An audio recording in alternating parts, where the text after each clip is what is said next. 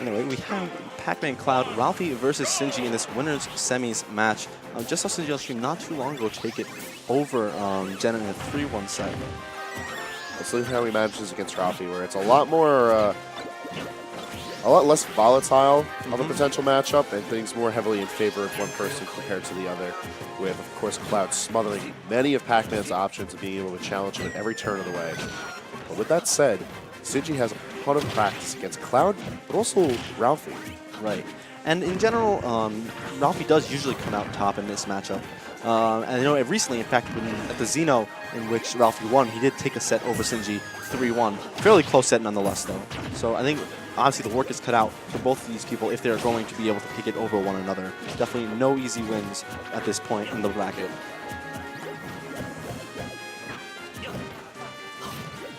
Right now, just a lot of aerial spacing. Sinji trying to keep his distance, but he recognizes he doesn't really have time to gather up his resources. He has to stay mobile. Once he gets a good hit in to send Ralphie off of his feet. Oh, and that is a potential that situation for Sinji. The up one hand forced him to do the roll there, and Ralphie took full advantage. Coming down with the auto cancel window for that down air nicely. Ralphie just covering all of Sinji's options as he tries to get himself back on stage. That Hydrant forcing Ralphie to the platform. Not in time was that up smash though. Ralphie getting the shield out, and now has Sinji in a situation for a potential edge guard. I love the rising fruit, which only forces him to use one of the trampoline bounces rather than two, which would have allowed Ralphie to get an edge guard. Percentages sit high on a back air on stage, putting Sinji in the danger zone, but he's coming back again for the nair. Ralphie utilizing his limit for that play. Right, and I would have rather seen him utilize limit maybe for a limit cross slash down that low. If you're going to be able to kill Pac-Man at that point, you may as well just try a nair, or rather, instead of doing the nair, doing that limit cross slash, and he might pay for it. Oh no, that Hydrant not coming out in time. So once again, we're back at the ledge. However, now with Ralphie without limit, the situation's looking a lot more dire for himself as Sinji catches the landing with the up smash. Right, and when Cloud does that there, right as he lands, if it's from a certain distance, the hitbox won't be there. Sinji well aware and immediately throws out that disjointed up smash to beat it out. And we have basically an even game as Ralphie came right back into that stock.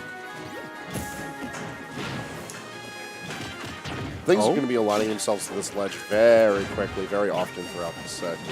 Right, and both of these characters are phenomenal in terms of their ledge trap game, and these players nonetheless as well, also very good with their respective characters. Sinji obviously using the Hydrant and the rest of his projectiles to force Ralphie to choose maybe a suboptimal option, and right there, what a mix-up from Sinji!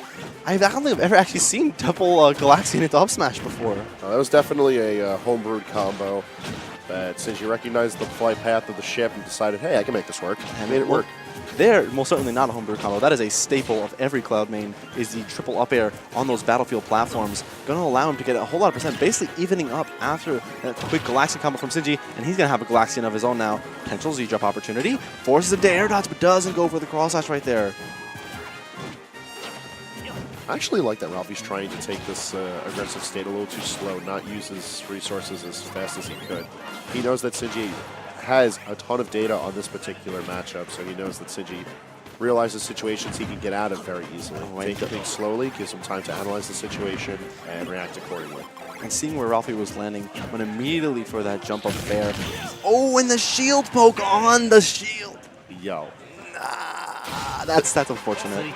That's so unfortunate. Just chalk that one up to unlucky. Unlucky.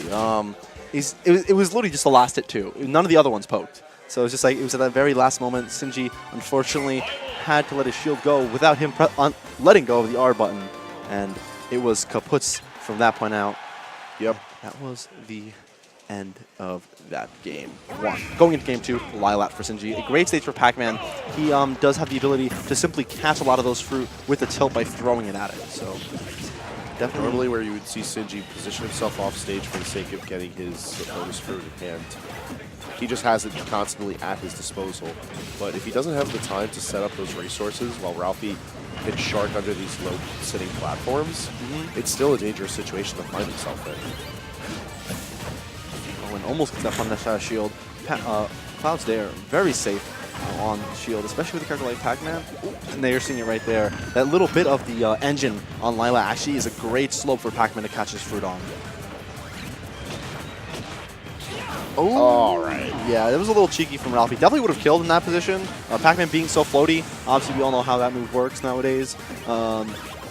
And with so much rage on Ralphie, definitely could have potentially taken that stock. Sinji lives to see another day at 42%. And Oh, we slipping and sliding on this stage. all right. Yeah, that's why the tilts are there, so we can nice and slide. Chip's got its quirks, but they're coming in clutch for Ralphie right now. Oh, and all that pressure by Sinji. That apple remains active for so long. Look as it bounces away. I don't play on Lilacs. Oh my goodness, that just killed at 80%. That's not a good look. All right, so the percentages we're getting up there. Ralphie had the rage. That's some suspect DI. I think for sure. And unfortunately for Sinji, it may very well cost him. As you mentioned earlier, Pac-Man does struggle to kill quite a bit, and against a character as heavy as Cloud, with that limit as well, making it even more difficult to kill off the top, may be difficult for Sinji to take the stock off. Rolls back into the hydrant right there, taking the full 13%. A nice bit of extra credit for Ralphie. Taking that first stock gives Ralphie such a strong momentum lead because Cloud doesn't have to work hard to build up the percentage, and he doesn't have to force the approach. But he can. He has the resources to do so. And look at the percentage already built up onto Sinji. Meanwhile, That shield is low, and it's reminiscent of that game #1 at this point, where Sinji's shield is already so low. Maybe not even a shield poke would be necessary. A shield break, a potential trump by Ralphie, jumps off back with that nair. That should be it. Down smash gets him back to stage control. Oh! All right. Everyone's dying. Everyone's blowing up, but Ralphie still gets up for the 2 stock right there, and takes it over Sinji. 2-0 in a pretty convincing fashion that game #2. Definitely close that game 1. But in that final situation, I don't know if Ralphie would have been able to tech the wing. no, it was definitely there was no blue. There was no blue. He wasn't going ring, anywhere. right? So that was untechable as it were. But in the end, did not matter as Ralphie got that spike and took it 2-0 over Sinji, which means I believe he'll be facing John Numbers in the winners final. Oh boy! Indeed.